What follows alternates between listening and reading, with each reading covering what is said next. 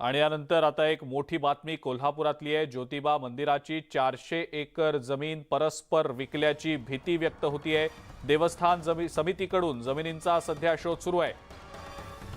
सातारा, गोवा, कर्नाटक इथल्या जमिनींची परस्पर विक्री केली गेल्याचा धक्कादायक प्रकार उघडकीला आलाय। कसायला दिलेली जमीन आपली समजून अनेकांनी या जमिनीची विक्री केल्याचा प्रकार समोर येतोय।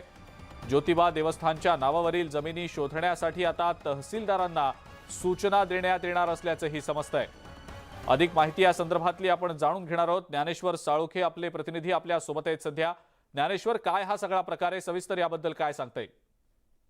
प्रसिद्ध असलेल्या ज्योतिबा मंदिराच्या अनेक जमिनी आहेत त्या आता परस्पर विक्री केल्या गेल्याचं उघडकीला आलेलं आहे। यापैकी 400 एकरची जमीन आहे ती धक्कादायकरित्या विक्री केली गेल्याचं असल्याचं आता निष्पन्न होताना पाहायला मिळते। देवस्थान समिती आता या सगळ्या जमिनींचा आहे तो शोध घेताना दिसून येते। खरं तर अनेक जमिनी आहेत ज्योतिबा मंदिराच्या कसायला दिल्या होत्या, मात्र कसायला असलेल्या जमिनी आपल्या समजून या जमीन मालकांनी आहेत त्या परस्पर विक्री केल्याचा धक्कादायक प्रकार आहे तो आता समोर येताना पाहायला मिळते। देवस्थान समिती या सगळ्या प्रकरणाची आता छाननी करताना पाहायला मिळते।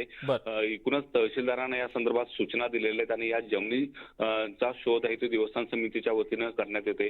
खरं तर देवस्थान समितीच्या नावावरती हजारो एकर जमीन आहे, मात्र त्या जमिनींच्याकडे देवस्थान समितीनं कधीही पाहिलं नव्हतं आणि दुर्लक्ष केलं होतं आणि त्याचाच फटका आता या निमित्तानं बसल्याचं। देवस्थान समितीची नेमकी काय भूमिका आहे हे देखील आपण जाणून घेणार आहोत। ज्योतिबा मंदिर देवस्थान समितीचे सचिव शिवराज नाईकवाडे आपल्या सोबत आहेत सध्या। शिवराजजी, आपलं स्वागत न्यूज 18 लोकमत मध्ये।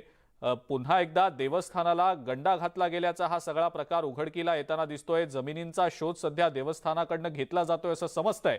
काय नेमका प्रकार घडला आणि देवस्थान समितीला हे सगळं केव्हा समजलं? याबद्दल आपल्याकडे SAR IT मार्फत सर्वे सुरू आहे आणि प्रत्येक जमिनीबाबतचे डिटेल्स आपण त्यांच्या मार्फत घेत आहोत आणि हा सर्वे पूर्ण झाल्यानंतरच आपल्याला जमिनींची स्थिती समजणार आहे।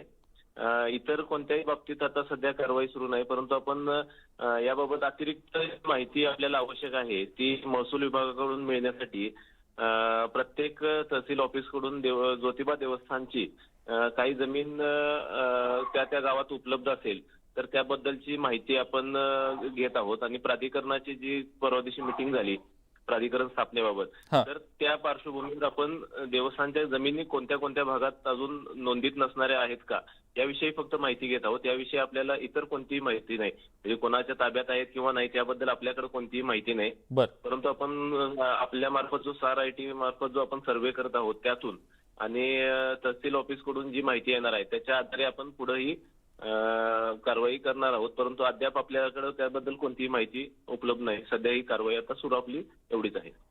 शिवराजजी, खूप खूप धन्यवाद। आपण न्यूज 18 लोकमतशी बोललात आणि प्रतिक्रिया दिलीत त्याबद्दल।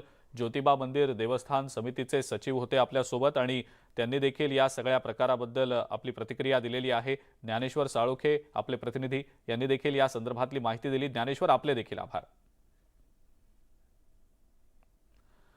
आणि यानंतर राज्यातल्या टॉप